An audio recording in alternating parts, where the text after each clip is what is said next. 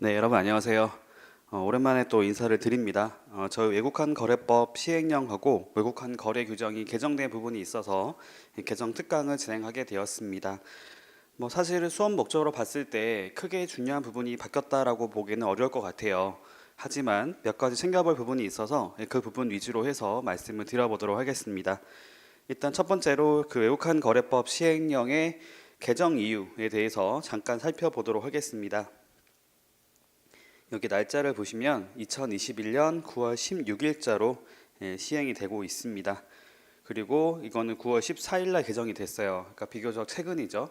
추석 전에 개정이 돼서 추석 전에 시행이 되고 있습니다. 저희 시험은 시험 보기 전까지 시행되고 있는 법률을 가지고 출제하고 있기 때문에 여러분들이 반드시 챙겨볼 부분들을 말씀드리도록 하겠습니다.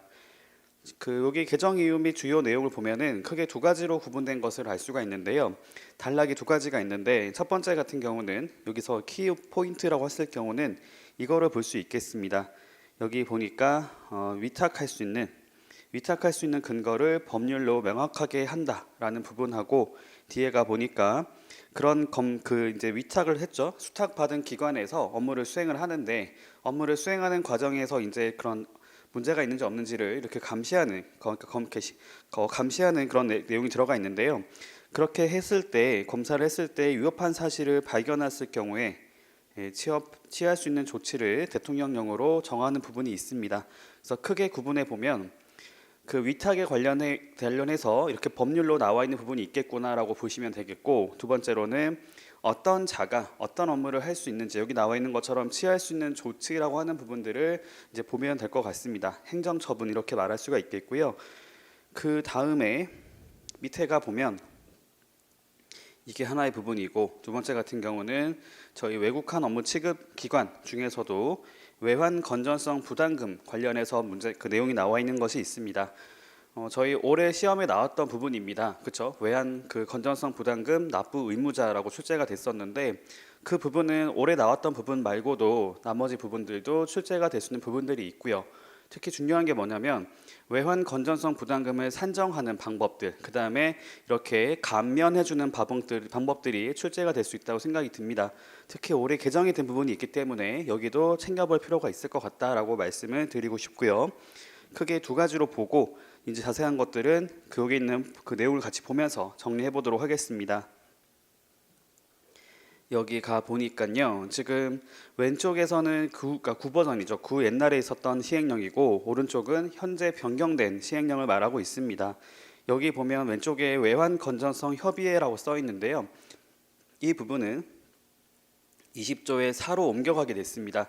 그러니까 내용이 바뀐 건 아니고 여기 외환 건전성 협의회라고 하는 부분들을 뒤에 조항으로 미루고 그 사이에 여기 보시는 것처럼 20조의 3이라고 하는 외국한 업무의 위탁 규정을 새로 넣게 되었다라고 보시면 되겠습니다. 이게 아까 말씀드렸던 첫 단락에 있던 거였죠. 이렇게 업무를 이렇게 위탁하는 내용들을 법률로서 명확하게 한다라고 하는 부분이 있었는데 1항을 보시면은 이제 어떤 업무를 하는지 대통령령으로 정하는 사무라고 나와 있고요. 2항 같은 경우는 대통령령으로 정하는 자라고 해서 누군가가 이렇게 할 수 있는지, 어떤 자가 어떤 요건을 갖춘 자가 이 업무를 할 수 있는지, 수탁을 할 수 있는지에 대해서 얘기를 하고 있습니다. 그리고 3항하고 4항 쪽 가보면요. 3항에서는 지금 보고에 관련된 부분이 나와 있고 4항 같은 경우에도 여기 보면은 보고는 보고인데 앞에 보니까 변경하거나 종료했을 때 종료하기 전에 사전에 보고를 하는 그 내용들이 나와 있고요.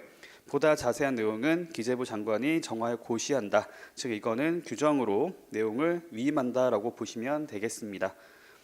그래서 한번 볼게요. 지금 20조의 3 이거는 일단 근거가 뭐냐면 법제 10조의 2입니다. 10조의 2가 뭐냐면 지금 원래 업무를 취급하는 기관이 있어요. 근데 그 기관이 다른 기관 쪽으로 업무를 위탁하는 형태로 갈 수 있다는 겁니다.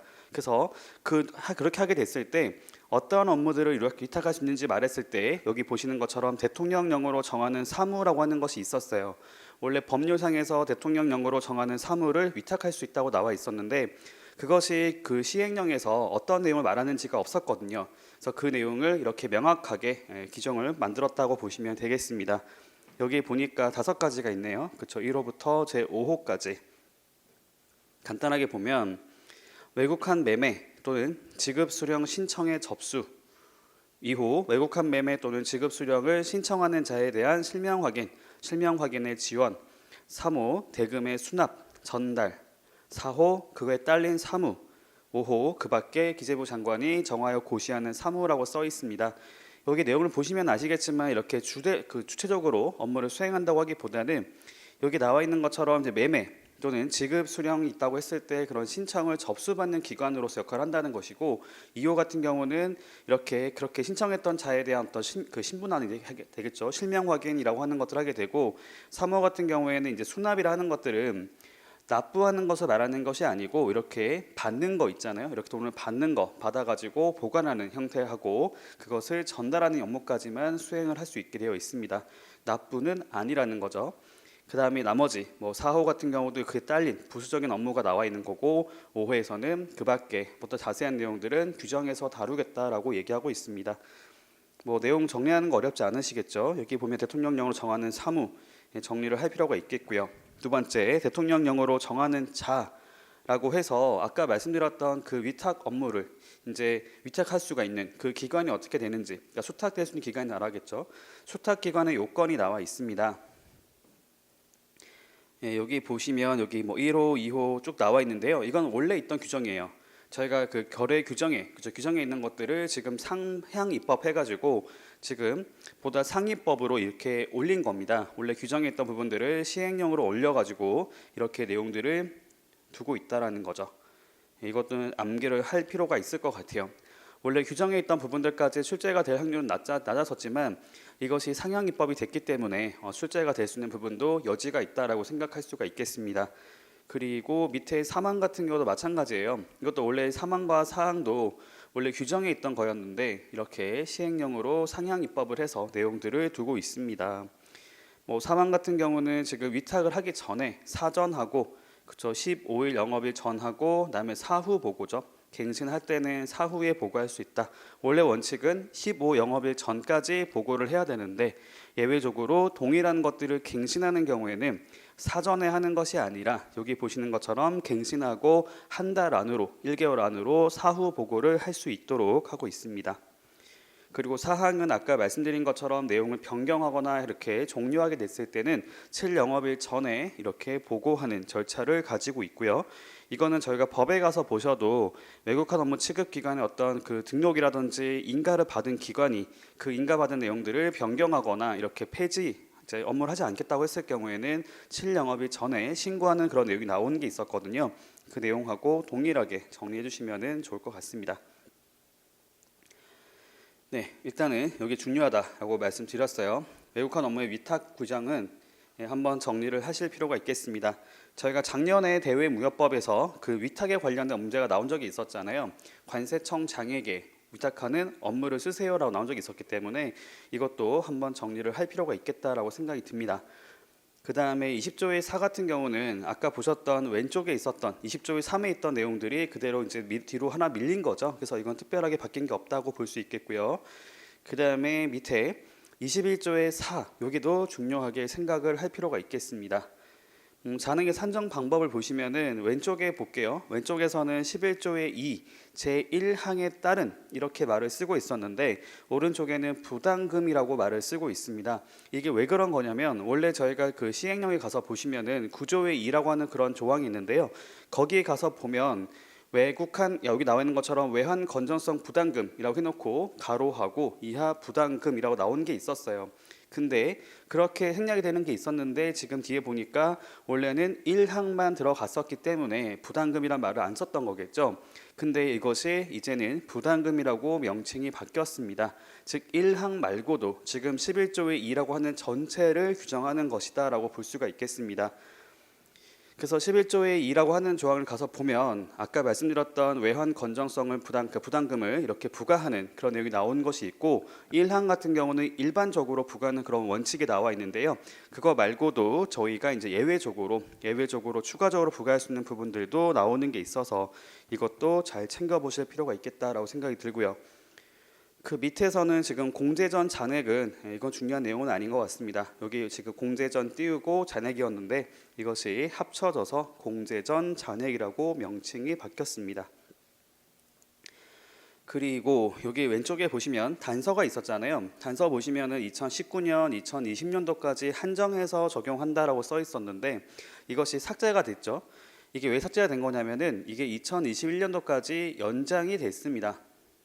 올해도 이것이 적용된다라고 하는 게 있는데 근데 그런 관련 내용들을 시행령에서 규정하는 것이 아니라 규정에서 다루고 있기 때문에 지금 시행령에서는 그 내용을 없앤 겁니다. 자세한 내용들은 밑에 보시는 것처럼 기재부 장관이 정하여 고시하는 바에 따라 하기 때문에 이 내용들이 지금 규정으로 옮겨갔다고 이해하시면 될 것 같아요. 밑에 보시면 이제 왼쪽 똑같죠. 1호 같은 경우는 지금 두 번째 단락을 보기 전에 똑같잖아요. 하지만 뒤에 보시면은 이 경우에 이런 말이 써 있는데 이것이 여기 있던 것이 위로 올라간 겁니다. 여기 보면 지금 원래 있던 사망에서는 0보다 작으면 공제액은 0으로 한다라고 나온 것이 있었는데요. 이것이 오른쪽에 보시면은 1호의 그 후단으로서 들어갔다고 보시면 되는 거죠. 자, 그렇다면 2호의 후단은 왜 안 들어가 있는 걸까요? 이거 같은 경우에는 지금 얘 똑같은 게 규정으로 내용이 자세하게 위임됐기 때문에 거기 가 보면 똑같이 0보다 작은 경우는 0으로 한다고 나와 있는 것을 확인할 수가 있어요. 그리고 이 내용도 왼쪽에 나와 있는 지금 100분의 30이라고 하는 것들도 똑같이 규정으로 옮겨가서 있습니다. 그리고 2호 내용도 마찬가지로 이렇게 규정으로 갔어요. 그래서 내용이 지금 달라진 건 아니고 지금 기본적으로 있던 내용들을 시행령에 있던 것을 규정으로 옮겼다, 위임했다라고 이해하시면 되겠습니다. 그래서 여기 보시면은 지금 기재부 장관이 정하여 고시하는 바에 따라 산정한 금액이죠. 원래 대통령령으로 정했던 것들을 지금 거래 규정으로 위임해서 거기서 자세하게 다룬다라고 얘기하고 있기 때문에 이거는 내용이 바뀐 건 아니라고 보시면 되겠습니다. 다만 이건 바뀌었어요. 여기 보시면은 위치 다 지워버릴게요.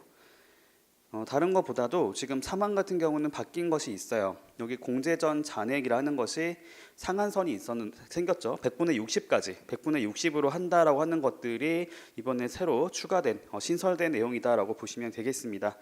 총 공제액의 상한이라는 것은 공제전 잔액의 100분의 60으로 하고 같은 항 각 호별 공제액의 상한은 기재부 장관이 정하여 고시한다라고 써 있죠.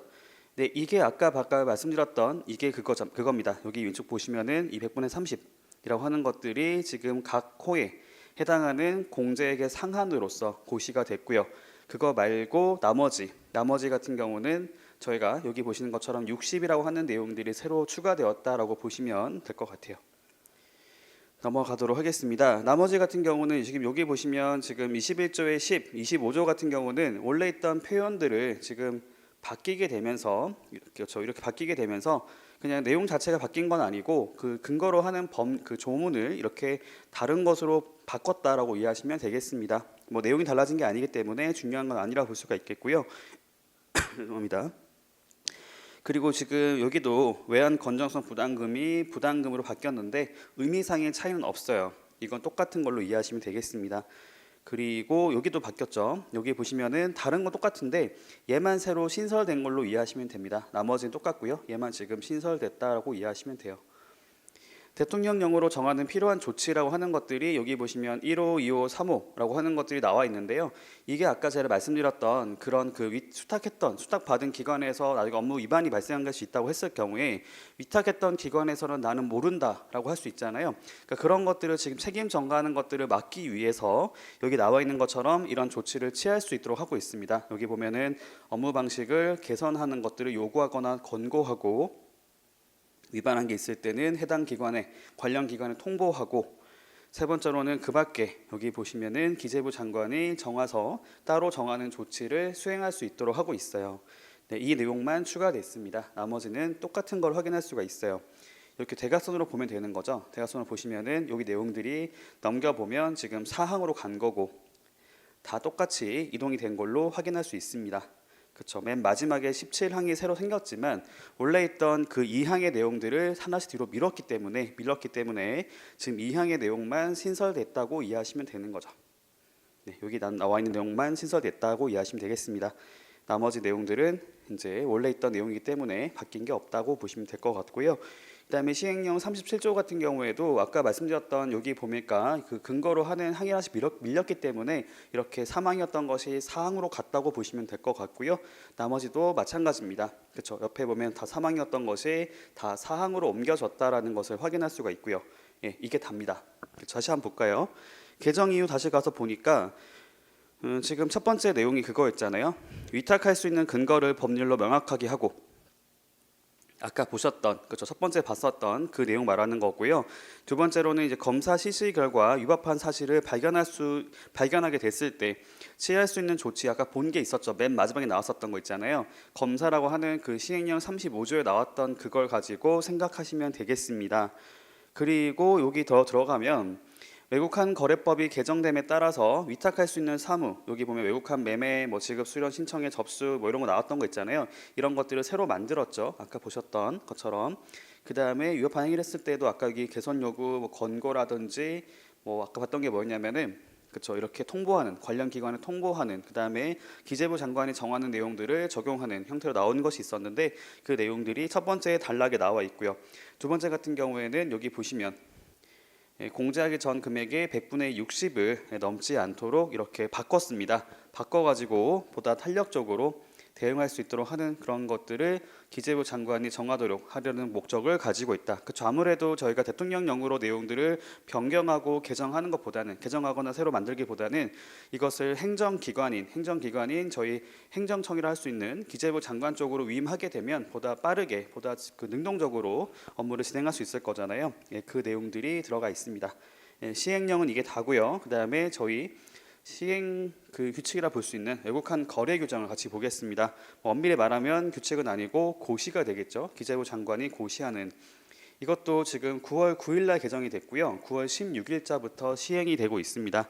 이것도 추석 전에 지금 개정이 됐고 추석 전에 시행이 되고 있다고 이해하시면 될 것 같아요. 여기도 쭉 가보겠습니다. 지금 밑에 가 보니까 여기서 있는 내용들이 그 근거를 외국환 거래법이랑 시행령으로 상향 입법을 하게 됐어. 그래서 그 내용들을 옮겨가다 보니까 원래 있던 규정들을 이렇게 정비할 필요가 발생을 된 것이고요. 밑에 가 보니까 외환 건전성 부담금 공제 관련 시행령 위임사항 규율이죠. 아까 봤었던 2021년도까지 내용들이 연장되는 것이 하나 있었습니다. 그렇죠. 단서에 있던 것들을 없애서 지금 여기 보시면 규정으로 옮겨갔다는 것을 확인할 수가 있겠고요. 그 다음에 그 남목 같은 경우에 온라인 환전 영업자의 대금 수령 지급 방식 확대라고 써 있는데, 이거는 제 생각에 좀 중요하게 보입니다. 예, 체크하시면 좋을 것 같고요. 얘도 조금 중요하게 보여요. 소액 해외 송금 업무의 방식, 얘가 지금 건별로 수령하도록 하는 내용들이 신설됐습니다. 이것도 뒤에 말씀드릴게요. 그 다음에 라목 같은 경우에는 지금 위탁할 수 있는 근거를 상위 법령에 마련함으로써 기존 규정에 관련 내용 정비라고 써 있는데 이런 것들은 크게 중요한 건 아닙니다. 중요한 게 뭐냐면 아까 보셨던 이 나목하고 다목이라고 하는 것들을 위주로 정리해 주시면 좋을 것 같아요. 자, 빠르게 한번 같이 가보겠습니다. 첫 번째 같은 경우는 여기 보니까 이제 그거죠. 외환 건전성 부담금 공제 관련 시행령 위임사항 규율입니다. 아까 저희 보셨던 그 내용 기억나시잖아요. 아까 처음에 봤었던 여기 첫 번째로 봤던 거 있었죠. 쭉 가보면은 지금 이 내용을 말하고 있는 거예요. 시행령 20조의 3이라고 하는 것들을 가지고, 이게 아니죠. 이 다음에 나왔던 거 이거 있잖아요. 21조의 4 여기 있는 것들이 지금 보시는 것처럼 기재부 장관 쪽으로 이렇게 위임이 됐거든요. 예, 이 내용을 가지고 다루는 것이다 라고 이해하시면 되겠습니다. 그래서 여기 보니까 2항에 지금 신설된 게 있잖아요. 파란색 글씨. 여기 있는 내용을 쫙 보시면 아시겠지만 이 내용들이 아까 보셨던 여기 있는 내용들 있죠. 다 지워버릴게요. 다 지우고 다시 보니까 아까 전에 봤었던 그 내용들이 옮겨간 것을 확인할 수 있습니다. 여기서 보니까요. 지금 밑에 2항에 나왔던 거 있잖아요. 2항에 가보니까 지금 단서로 있던 거, 그 다음에 1호, 2호 이거 같은 경우에 1호 같은 여기 들어 남아 있지만 1호 제외하고 지금 2호를 가서 보니까요. 이 내용들하고 사망 이 내용들이 여기서 옮겨간 것을 확인할 수가 있죠. 여기 보시는 것처럼 여기 이건 연장이 됐고, 그 다음에 아까 보셨던 공제 전 잔액은 100분의 30을 초과할 수 없다라는 거 나오는 게 있고요. 그 다음에 여기 있는 규정들도 이 내용들도 비교해 보시면은 아까 보셨던 이 내용 있잖아요. 2호 이 내용들이 그대로 지금 규정이 옮겨간 사실을 확인할 수가 있습니다. 그리고 이 말도 있잖아요. 이 경우에 해당 금액이 0보다 작은 경우는 0으로 본다라고 했던 것도 여기 보시면은 원래 있던 규정이 이거였거든요. 이거 지금 이거잖아요. 이 내용들이 그대로 옮겨간 것으로 확인이 가능합니다. 그래서 사실상 신설된 내용은 딱히 없고요. 다만 여기 있는 거 지금 사망만 신설된 건 아니고 2021년도까지 연장이 됐다라는 사실만 확인하시면 되겠습니다. 그렇죠. 원래는 여기 왼쪽에 다시 가서 보니까 원래 여기 보니까는 단서에서 2019년하고 2020년도까지만 적용한다고 나와 있는 게 있었는데 이것이 연장이 됐구나라는 것을 확인할 수가 있습니다. 자, 그 다음에 넘어가 보면 온라인 환전 영업자의 대금 수령 지급 방식 확대라고 써 있는데 여기가 좀 중요한 것 같아요. 여기 가서 보니까요, 저희가 환전 영업자 같은 경우는 원래 그 금융회사 등에서만 할 수 있는 업무였는데 이것을 이제 다른 기관도 할 수 있도록 만들어 주게 되면서 여기 보시는 것처럼 무인으로 하는 것도 있고요. 온라인 환전 영업자라고 하는 것들도 지금 업무를 수행하고 있습니다. 근데 지금 바뀐 게 뭐냐면 원래는 동일은 기준, 동일자, 동일은 기준 미화 2,000불이었던 것을 여기 보니까 환전장부 전산관리업자 같은 경우는 미화 4,000불까지 보낼 수 있도록 하는 내용이 신설된 것이죠. 환전관리 전산관리업자라고 하는 것이 뭐냐면은 저희가 전자적인 시스템을 가지고 이렇게 관리를 할 수 있게끔 되어 있는 그런 경우를 말한다고 보시면 되겠습니다. 그러니까 사실상의 이제 환전 영업을 하게 됐을 때도 금액에 제한을 두는 이유가 뭐냐면 그거에 대한 어떤 관리가 좀 잘 안 되기 때문에 이렇게 금액을 적게 해서 큰 금액은 내모르지 못하도록 환전하지 못하도록 하는 게 있었는데요.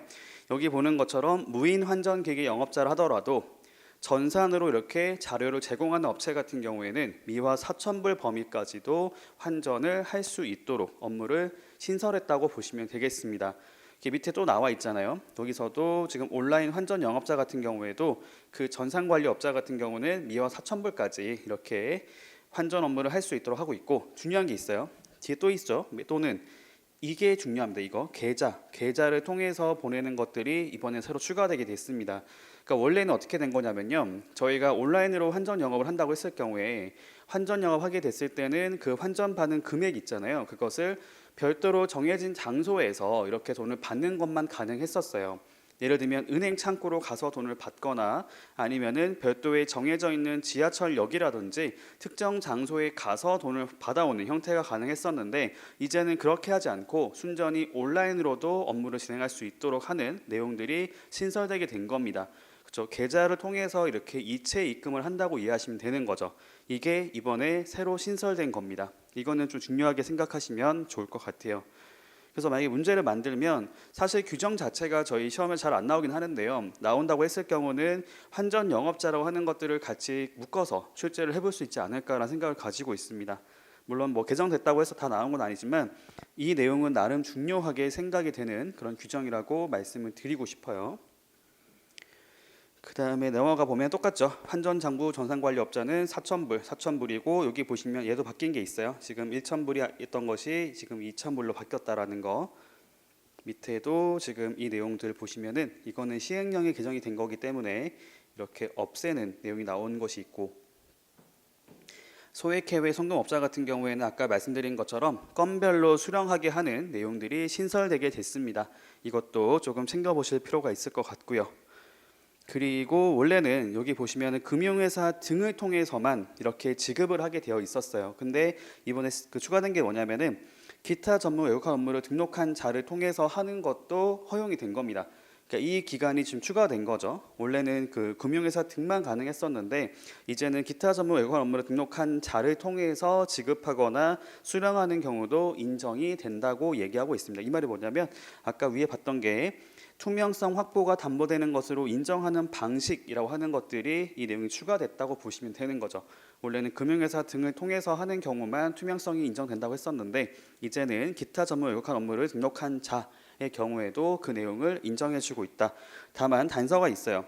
여기 보시면 29조 제2항하고 3항의 업무라 써 있는데요. 저희가 여기 보이는 기타 전문 외국화 업무를 등록한 자는 크게 세 가지로 구분이 되거든요. 전자화폐를 발행하는 경우가 있을 거고 그 다음에 결제를 대행해주는 PG사라 부르는 페이먼트 게이트웨이라고 부르는 그런 회사가 있을 거고 그다음에 그거 말고 하나 더 있잖아요. 저 그렇게 볼 수가 핀테크라 볼 수는 여기가 이제 그런 방식을 할 수가 있겠는데 여기서 말하는 것은 그 피지사라고 하는 것들은 제외하고 나머지를 말한다고 보시면 되겠습니다. 2항하고 3항 업무는 저희 규정에 나와 있기 때문에 그 업무를 하는 자만 한정해서 이 업무를 수행할 수 그렇게 지급하거나 수령하는 것을 말한다고 보시면 될 것 같습니다. 네, 이 내용도 추가되었다는 거 참고로 봐주시면 좋을 것 같고요. 나머지 내용들은 사실은 크게 바뀐 게 없습니다. 여기 보면 밑에 나와 있는 것은 뭐 환전, 송금, 사무, 위수탁 관련 규정 정비라 써 있는데요. 법제 10조의 2가 뭐냐면 업무의 위탁에 관련돼 있는 그 내용이 나오는 게 있었잖아요. 그렇죠? 외국한 업무 취급 기관 등이 다른 기관에다가 이렇게 업무를 위탁할 수 있는 그런 규정을 말했던 것인데 그거에 따라서 이제 내용들이 추가된 것이고요. 밑에 가 보면은 지금 상법 같은 경우도 170조가 아니고 169조로 이렇게 변경된 것을 확인할 수가 있습니다. 그리고 원래는 외국 기업의 국내 지사라고 말을 썼었는데요. 이제 이걸 바뀌어서 국내 영업소라 말을 쓰고 있어요. 사실 지사나 영업소랑 같은 느낌으로 이해하시면 되겠습니다. 저희가 외국한 거래법에서는 기본적으로 이제 그 지점이라 말을 쓰고 있는데 상법 같은 경우는 지점이 아니라 이렇게 영업소라 말을 쓰고 있어요. 뭐 영업소, 그다음에 지사 이렇게 두 개 말을 쓰고 있는데 뭐 사실상의 그런 큰 차이는 없다고 보시면 되겠습니다. 여기 있는 것들이 지금 다 그렇죠. 관련 규정이 정비가 됐어요. 네, 이 내용들 없어지게 되면서 이게 그렇죠. 아까 저희 보셨던 이 내용 그거였잖아요. 아까 여기랑 이게 뭐냐면은 아까 저희 봤었던 저희 그 수탁하는 기관의 어떤 그 요건하고 그다음에 업무 처리 관련해서 나와 있는 부분들이 지금 시행령으로 옮겨간 것을 확인할 수가 있었습니다. 아까 저희 봤던 거 있었잖아요. 여기 첫 번째 나왔던 거 이것이 말하는 거죠. 이거. 네, 이 내용들이 아까 보셨던 이 규정에 있는 것들이 옮겨갔다, 상향 입법됐다라고 이해하시면 되겠습니다. 그리고 나머지 부분들은 딱히 볼 만한 내용이 없어요. 여기 있는 것들은 지금 상향 입법이 됐다라고 하는 것들을 통해서 이렇게 내용이 좀 옮겨가다 보니까 이렇게 내용이 조금 정비가 필요했다라고 이해하시면 되겠습니다. 마치 저희 관세평가 개정된 것도 마찬가지였잖아요. 원래 지금 고시했던 내용들이 시행 규칙으로 옮겨가게 되면서 원래 교시 내용들을 이렇게 개정하는 그런 작업을 한 것이 있었죠. 그래서 원래는 수입 가격, 뭐 과세 가격에 관한 고시라고 하는 것이 있었는데 이제는 관세평가제도 운영에 관한 고시라고 하는 명칭도 바뀐 것이 있고요. 뭐 밑에 보니까 송금 중개 관련 조항 정비 뭐 이런 것들도 똑같은 걸로 이해하시면 되겠습니다. 아까 위에 보셨던 것처럼 조항을 정비하는 것 자체는 뭐 크게 중요한 내용이 아니기 때문에 뭐 이런 것들은 참고로 봐주시면 될 것 같아요. 밑에도 마찬가지죠. 단순 조항 수정 뭐 이런 것들은 저희 수업 목적상 봤을 때 크게 의미가 있는 건 아닌 것 같고요. 아까 보셨던 내용 중에서 두 가지를 꼽을 수가 있을 것 같습니다. 여기 밑에 그 봤던 내용 중에서는 소액 해외 송금 업무의 방식이라고 하는 거 하고요. 그다음에 위로 올라가 보니까 그 온라인 환전 영업자의 대금 수령 지급 방식 확대 여기가 나름 중요한 부분이다라고 말씀드린 것이 있었고 그다음에 외환 건전성 부담금 뭐 이거는 사실은 원래 있던 내용들이 지금 그 시행 규칙이 아니죠. 여기는 거래 규정을 내려온 거기 때문에 뭐 사실 크게 중요한 내용은 아니라고 볼 수가 있겠습니다. 네, 거기까지 보시면 정리가 될 것 같아요. 다시 한번 여기 가서 볼게요. 아까 위에 봤던 것처럼 이제 관련 근거를 상향 입법하게 되면서 기존 내용들을 정비하는 것이 있었을 거고요. 그거 말고는 지금 위임받은 내용들을 규율하는 것이 있었고 그 다음에 밑에 나와 있는 이렇게 확대가 된 것들, 변경된 것들을 가지고 내용들을 추가하게 됐다라는 부분들로 정리하시면 될 것 같습니다. 그래서 결국에는 밑에 나와 있는 나랑 다목 정도, 나하고 다 정도가 나름 챙겨볼 만한 내용인 것이고 그거 말고는 크게 중요한 것은 없다고 말씀을 드릴 수가 있을 것 같습니다. 네, 이렇게 해서 저희 외국한 거래법 시행령이랑 거래 규정에 관련해서 개정된 내용도 쭉 같이 봤고요. 다음번에 또 다른 것이 개정이 되는 게 있다면 그때도 특강으로 찾아뵐 수 있도록 하겠습니다. 네, 감사합니다.